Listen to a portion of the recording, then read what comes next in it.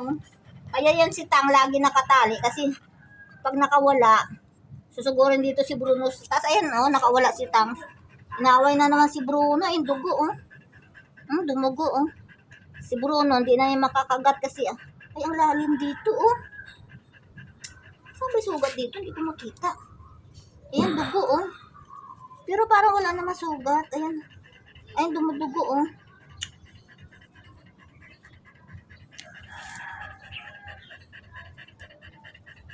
Bronze. Ay, ito.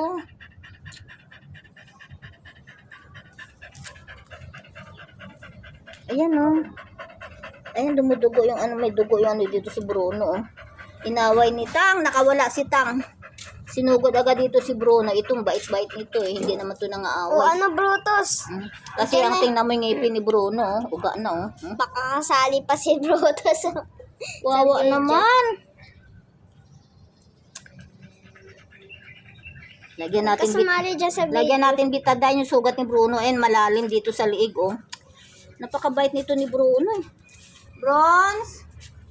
Oh, ano to? Halika, Bronze, dali ka. Hey, Bronze. Napaka-good boy talaga nitong baby kong lolo ko na to. Walang kasing bait yan, eh, oh. Si Brutus. Andito lang yan na nanahimik sa taas. Hindi yan ang bumababa. Kahit na hindi nakatali. Hindi yan bumababa. Alam niya nandun si Tang. Si Tang nakawala sa tali. Inakyat agad dito si Bruno. Inaway. Naku, ninervyos na naman ako. Dati kasi inawat ko nakagat pa ako. Nakagat pa ako nung nakaraang taon nung inawat ko. Kasi si Tang, kaya delikado yung si Tang. Hindi yan pinapakawalan.